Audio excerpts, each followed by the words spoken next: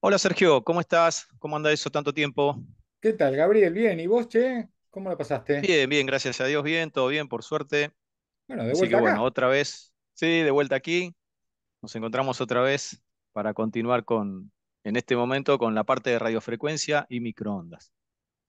Así que Cerca de bueno, la cocina. vamos a arrancar. Cerca de la cocina, tal cual.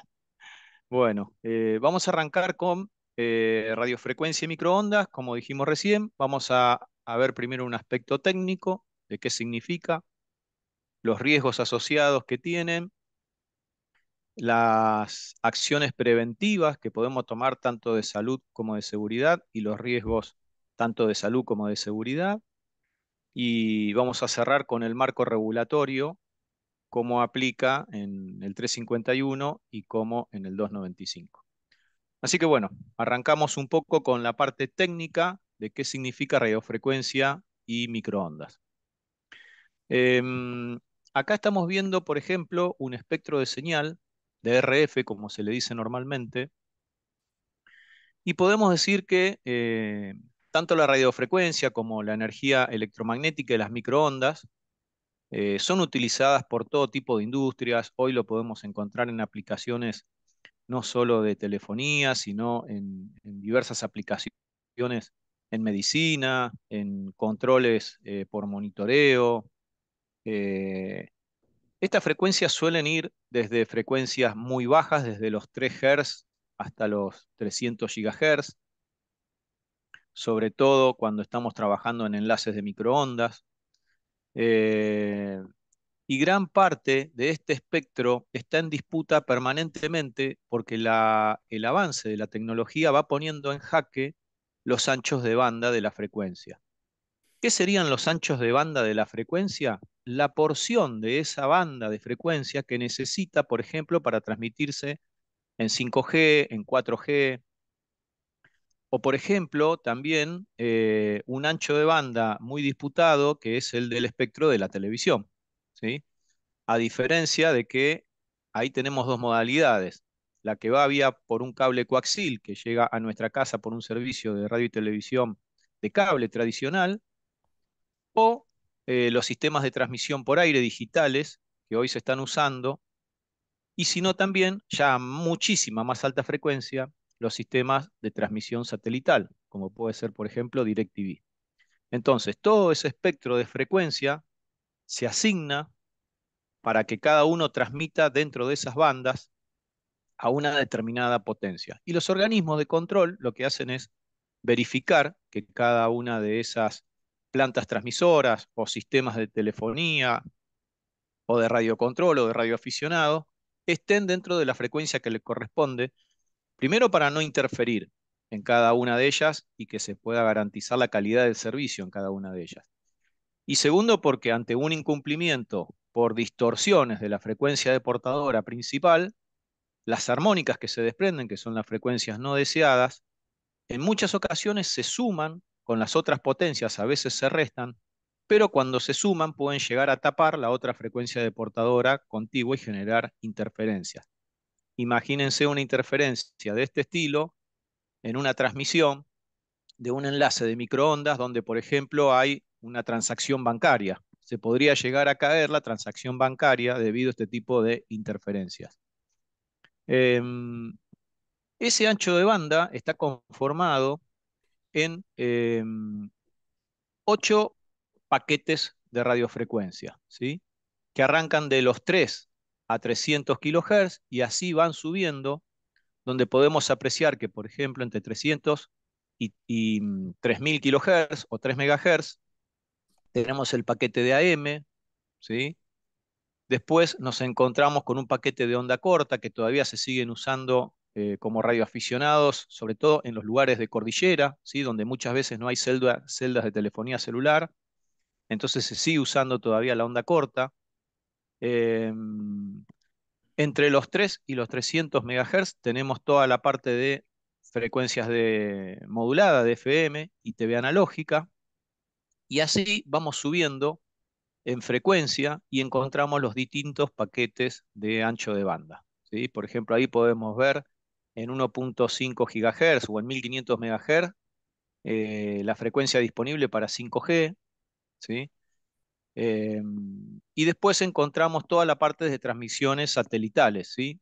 Ahí podemos encontrar la parte de uplink, que es la subida al satélite, una planta terrena como por ejemplo la que tenemos aquí en Benavides, o un downlink, que es la bajada del satélite, como por ejemplo pueden ser las antenas de DirecTV de recepción satelital, ¿sí? Cada una de estas tiene su permiso y su rango de frecuencia, como decía recién, para no generar interferencias. Ahora bien, ¿cómo se comporta toda esta familia de radiofrecuencias y microondas? En una ciudad hoy la podemos ver desde transmisiones Wi-Fi, desde sistemas de telefonía, desde vínculos entre edificios, incluso, lo vamos a ver un poco más adelante, pero la evolución de la radiofrecuencia eh, viene a ser la fibra óptica, ¿sí? Hay ciertas cuestiones que no estaban resueltas en el pasado en la fibra óptica y hoy, mediante tecnologías de multiplexado, se puede transmitir grandes paquetes de radiofrecuencia por fibra óptica. Hoy, en realidad, todo el sistema se combina con todo. Es un sistema, de alguna manera, multiplexado y amigable, donde uno puede tener distintas opciones de alternativas de conexión. Vínculo físico con un cable coaxil o un multipar de cobre, vínculos inalámbricos, como puede ser, por ejemplo, la telefonía celular o satelital, y después podés tener vínculos de fibra óptica y vínculos vía satélite. O sea, hoy vos tenés un cuádruple play de vínculos, de alternativas para garantizar la cobertura de un servicio, ¿sí? Todo esto, como lo decíamos recién, sí o sí está regulado internacionalmente y dentro de cada país también nacionalmente, ¿sí? Imagínense que cada vez que hay un salto tecnológico, por ejemplo, en tecnología de celulares, cada país tiene su espectro de frecuencias para poder transmitir y utilizar la tecnología de los celulares. Por eso muchas veces estos celulares en algunos países funcionan de manera compatible y en otros países no funcionan porque el ancho de banda para cual opera el 5G no coincide con el ancho de banda del país que fue diseñado. Entonces hay que tener estos resguardos, por ejemplo, a la hora de comprar un celular en el exterior y traerlo para que funcione en este país o en otros países. También tenemos cómo transmite acá la frecuencia modulada, ¿no? Acá tenemos una planta emisora de FM, cómo transmite, ¿sí? No rebota como la M en la estratosfera, esa va perpendicular al campo de la Tierra, por eso en algún momento la señal de FM se pierde, a diferencia de la M que va rebotando permanentemente, va siendo como un diente de sierra y uno puede escuchar a M mucho más lejos que FM. Una trabaja en amplitud modulada y la otra trabaja en frecuencia modulada. La figura de abajo a la derecha, ahí por ejemplo tenemos un radioenlace de un sistema inalámbrico que es una red de datos entre dos edificios que se une mediante una microonda principal que transmite y otra microonda principal, o sea, un vínculo de dos que utiliza el espacio aéreo para propagarse y poder transmitir en un circuito cerrado. Por ejemplo, podría ser una red de datos de un banco, ¿sí? Hoy esos enlaces generalmente tienen una redundancia con fibra óptica y en muchos casos también con un par de cobre o con un par coaxil, ¿sí? Gabriel, discúlpame, Sí, una pregunta muy de Lego en esto, ¿no? Lo de, porque para nosotros en salud micro es chiquito. ¿Por qué sí. microonda?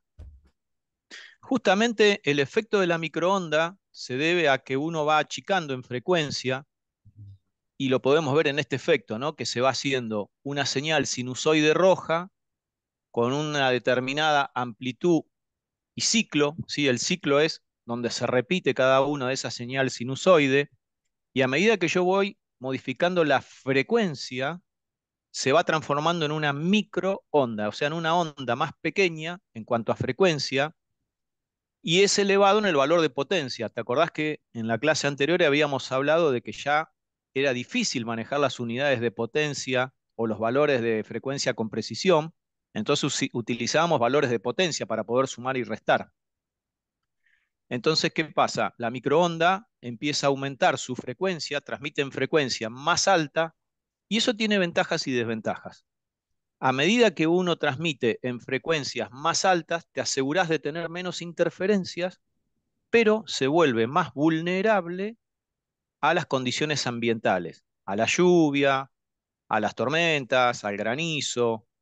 Entonces, tiene ventajas porque vos al transmitir en más frecuencia tenés más calidad y podrías transmitir más ancho de banda, pero cada vez es más susceptible a medida que aumentás en frecuencia por las condiciones ambientales de transmisión, ¿sí? Gracias. Bien, no, buenísimo, buenísima la pregunta. Em, Fuentes de exposición laboral. ¿Dónde podemos encontrar radiofrecuencia y microondas? ¿Sí? Por ejemplo, en el calentamiento por inducción, ¿sí? Calentamiento por un campo magnético, claramente.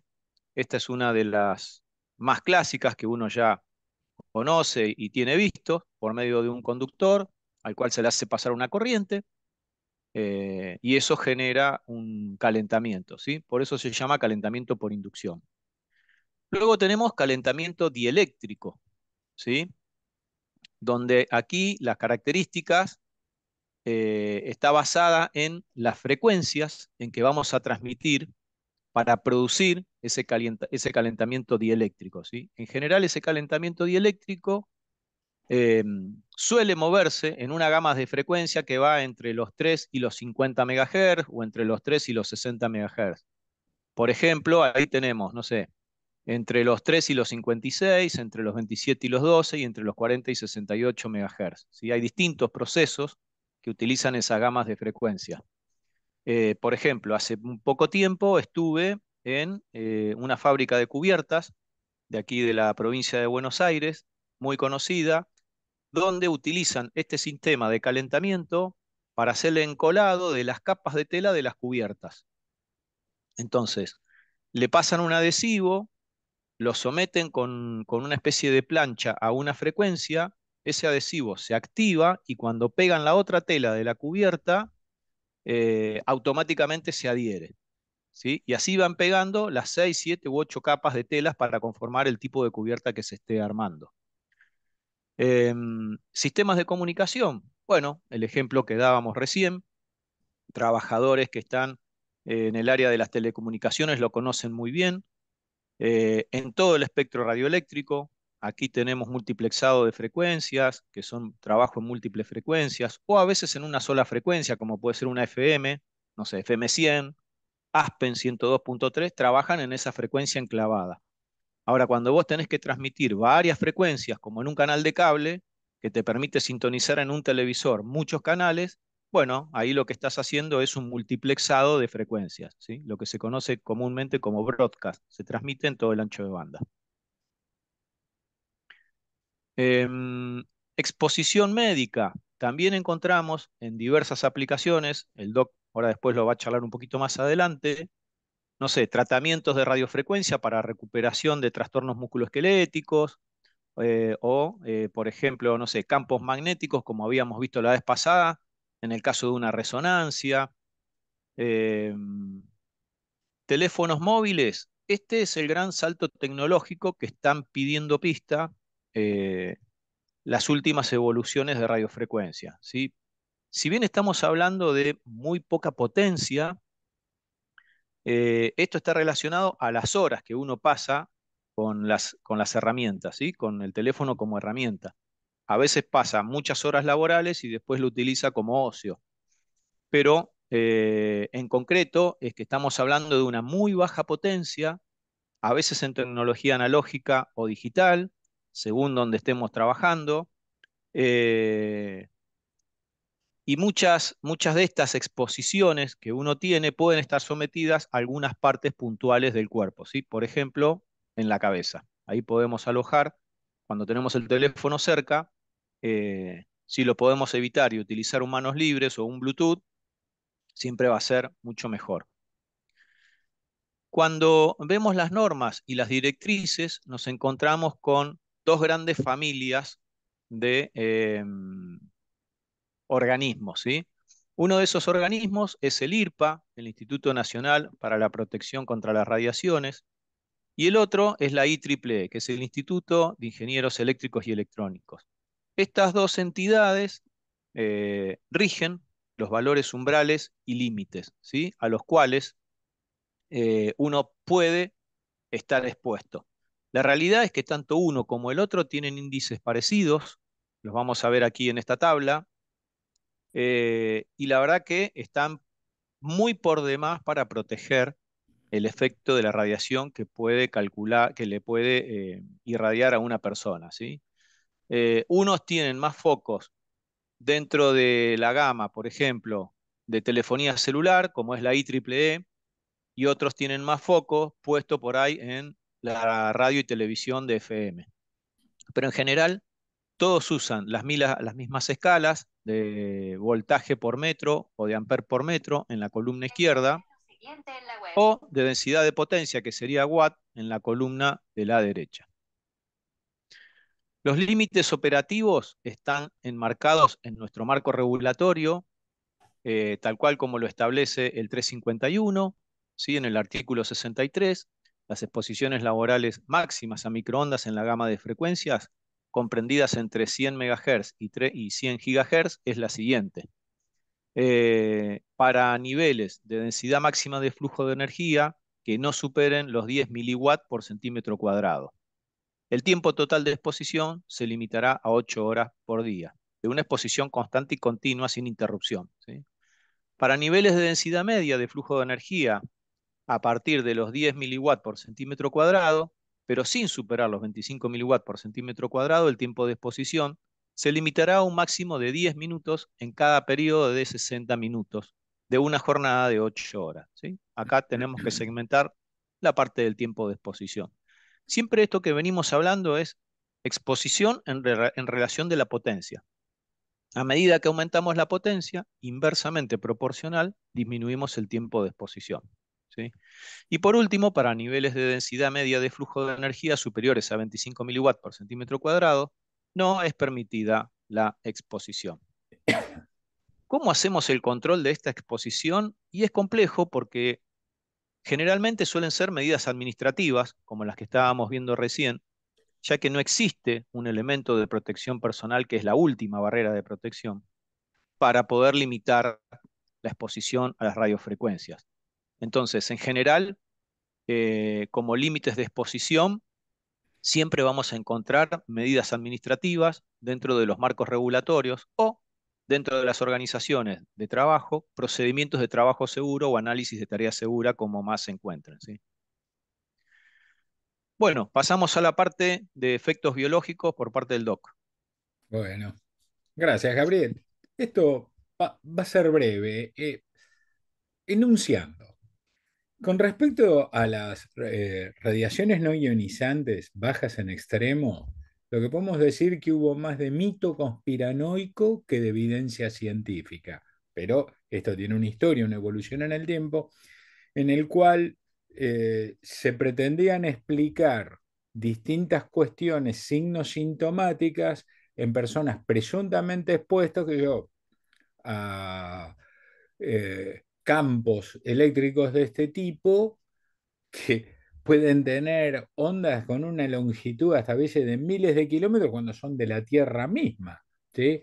Pero cuando eran por tendidos eléctricos se trataba de explicar, se estudió mucho, se tomaron muchos recaudos, uno de ellos, por varias cuestiones de seguridad, es que no haya habitantes cerca de estos tendidos, donde creo que lo más riesgoso es realmente que se caiga una torre, ¿sí? Y no por el campo que produce, porque les reitero un poco enfáticamente, tenemos mucho de mito, mucho desafío para investigar, pero hoy por hoy evidencia científica en la cual nos podemos basar clínicamente, no hay nada serio publicado.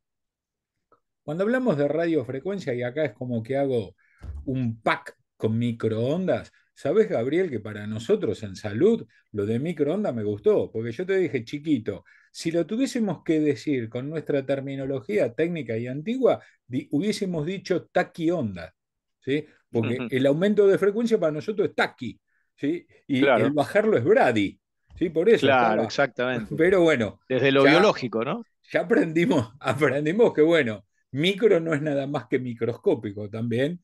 Tiene que ver no con la amplitud, sino con la frecuencia. Pero bueno, nos vamos acostumbrando y todos aprendiendo de todos.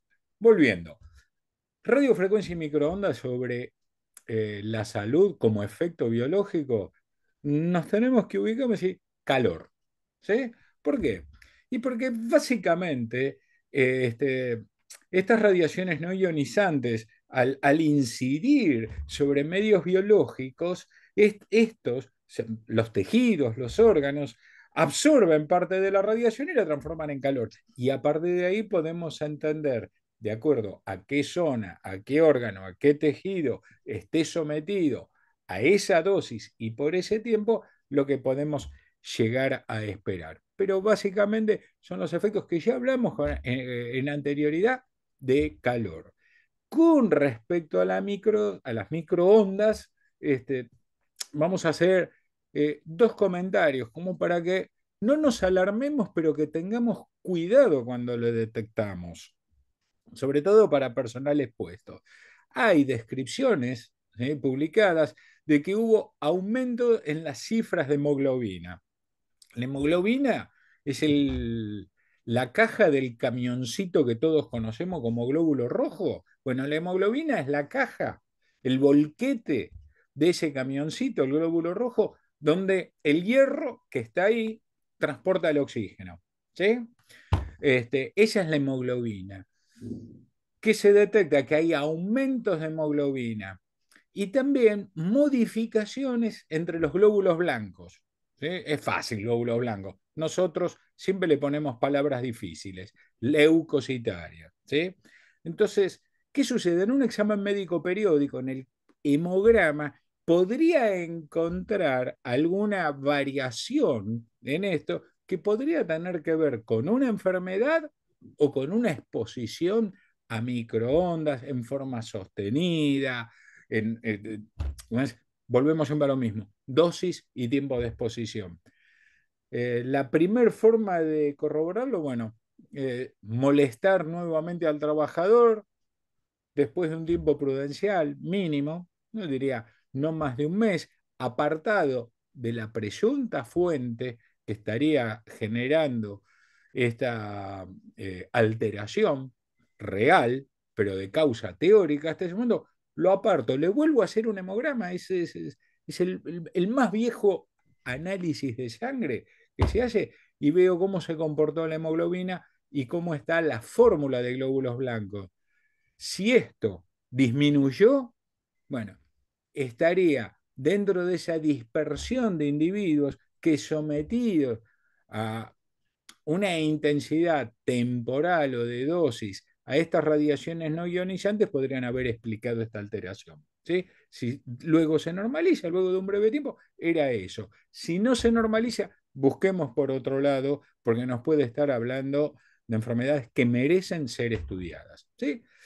Y básicamente, y redondeando todo, eh, el efecto de los efectos, como les dije al principio, es lo producido por el calor que me puede llevar al estrés térmico y generar algún tipo de lesión preocupante, hasta inclusive grave. Sería muy descabellado imaginarse lo que suceda, pero mejor no pongamos mucho tiempo la mano sometida a ese campo. ¿Sí? Antes lo hubiésemos hablado arriba de la hornalla. ¿Sí?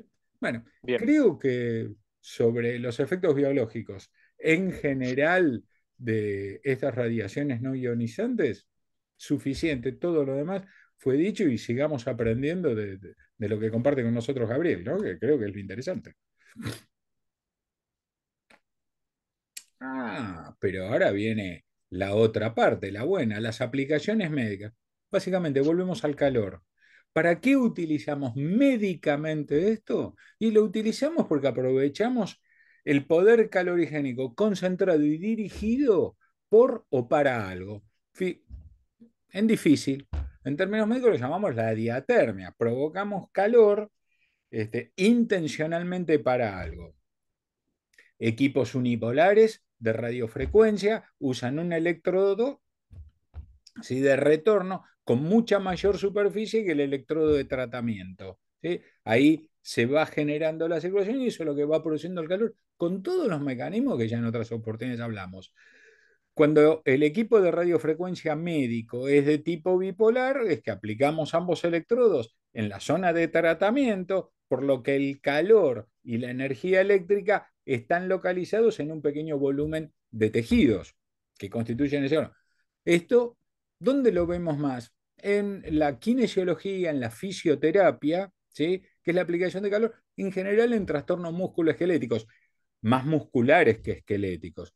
Pero hoy por hoy, y no se confundan con lo que viene ahora, también se utiliza la radiofrecuencia por su efecto diatérmico, en general con equipos unipolares, en medicina estética, ¿sí? O sea, se aprovecha el calentamiento para lograr otros efectos que mejorarían determinadas características que las objetivamos desde la estética. O sea, es algo deseado, algo buscado, no es un efecto adverso. Y la utilización por ahí más históricamente conocida fue la quirúrgica, ¿sí?, o la electrocirugía, o lo que llamábamos también el electrobisturí, no por el corte, sino por lo que produce con esa fuente de calor específica y bien dirigida en el acto quirúrgico, sirve para cortar y al mismo tiempo para coagular, o sea, evito el sangrado. Pero no Ah, es que mira qué podamos interesante, che. hacer cualquier tipo de cirugía con esto. Son herramientas o instrumentos que el profesional de la cirugía va a aplicar de acuerdo a la técnica que le sea oportuna y necesaria para ese procedimiento quirúrgico. Esto es con respecto a radiofrecuencia. Bien. Microondas, es lo mismo. Volvemos a hablar de la diatermia, volvemos a hablar de calor, ¿sí? Que podemos estar utilizando este tipo de ondas en una forma continua o en forma pulsada con estos equipos. Básicamente, diría, por no decirles en el 100% de los casos, es de uso fisioterapéutico, profesionales de la kinesiología. Y siempre va a producir en el receptor, en el paciente, esa sensación de calor, pero ¿qué buscamos?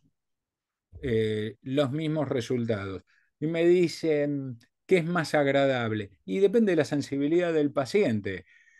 Si yo voy a lograr un efecto que mejore por lo que yo consulté al médico y el médico indica uno de estos procedimientos, es el profesional kinesiólogo quien lo debería elegir y adecuar el tratamiento a ese paciente. Si yo después interrogara al paciente A y al paciente B, uno sometido a radiofrecuencia para lograr calor localizado y al otro microondas para lograr calor localizado, les juro que todos elegirían microondas, más allá de todas las disquisiciones terapéuticas que podríamos hablar de los dos tipos de equipo que lo que buscan es el efecto diatérmico sobre el organismo. Sergio, te hago una Y pregunta. sí, Esto que vos venís mencionando ha ido evolucionando con los años, ¿no? Porque eh, claramente en los últimos 50 años la evolución de la utilización de la radiofrecuencia es abismal, ¿no? eh, mirá, yo me acuerdo ya desde antes de estudiar medicina, este, en la recuperación el calor era o algo muy doméstico, que es los pañitos calentados con Claro. la plancha, o la lámpara infrarroja, ¿no? Estamos hablando de Era otra lo más común radiación. por ahí la lámpara. Claro, todos nos acordamos de la lámpara. Quemante, urente, era como tener un pedazo de sol dirigido a una parte del cuerpo. Pero como lo que lo justificaba era un dolor y eso provocaba de mínima un alivio inmediato, es como que uno soportaba el calor por el beneficio que tenía. Entre medio, y esto bien, dijiste, es ese medio siglo, y me hace reflexionar sobre mi número de DNI, pero no importa. Medio siglo que pasó, hubo un avance tecnológico en el dispositivo a emplear, ¿sí? Y hubo también un avance en el conocimiento que justificó ese avance tecnológico. ¿En qué ejes? En el de seguridad y en el eje terapéutico. Puedo decir, bueno, este paciente, no, no, a esta persona vamos a seguir con la lámpara, por H, por B o por J. Con este no, Claro, vamos al microondas y con este no, vamos a hacer radiofrecuencia. Por ejemplo, a un médico estético no se le ocurriría por ahí, para lo que sea, es mucho más complejo, pero para lograr el mismo resultado no se le ocurriría utilizar un equipo de microondas. Siguen utilizando radiofrecuencia combinado con otras técnicas y tienen muy buenos resultados.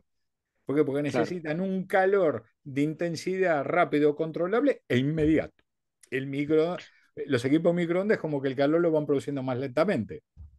claro. Y el próximo salto generacional en esto lo va a producir el láser, claramente, ¿no? Totalmente. Sí.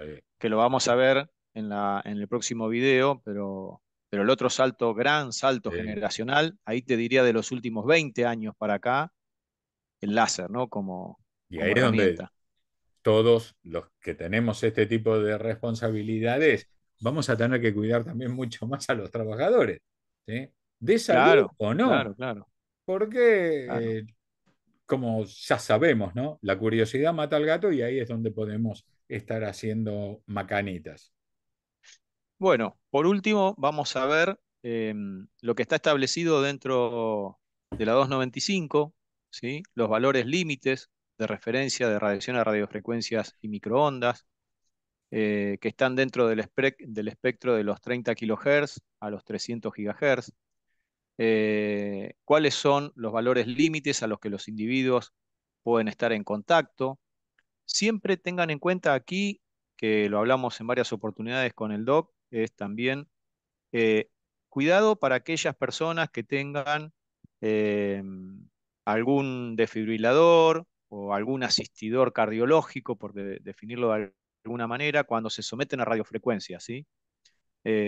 No es recomendable que esas personas estén trabajando en cercanías de alta potencia y por mucho tiempo, porque si bien no está demostrado científicamente, pero se puede decir que la posibilidad de interferencia por sometimiento al riesgo puede darse, ¿sí? Entonces, las personas que hoy tengan marcapasos o algún eh, elemento para regular cardiológicamente el corazón, más bien lejos de ese tipo de actividad. Si pueden elegir alguna actividad laboral que no sea esa, elijan cualquier otra, pero bueno, estar sometidos a radiofrecuencia, digamos, no es lo más aconsejable, ¿sí?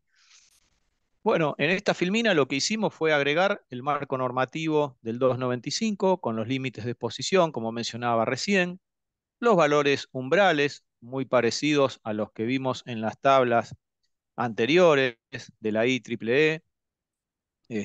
Acá tenemos la tasa de absorción específica, ¿sí? La TAE de menor a 0,4 watt por kilogramo, y los valores límites de la fuerza del campo eléctrico que siempre deben estar por debajo de los 100 MHz, ¿sí?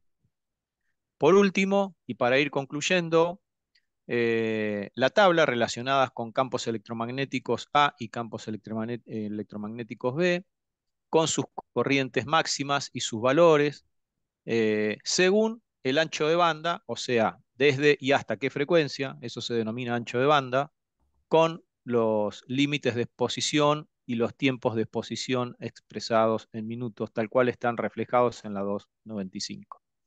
Así que bueno, Doc, nos vamos a ir viendo para el próximo video con la parte de infrarrojo, que también va a ser muy interesante. Así es que por mi lado ya estaríamos. Sí, viene bien a esta altura del año un poquitito de calor, ¿no? Para el próximo tema. Sí, justamente. Bueno, Doc, nos vemos en el próximo Nos vemos video. en la Un próxima, gran Gabriel. abrazo. Hasta Chao, luego. chao, hasta luego.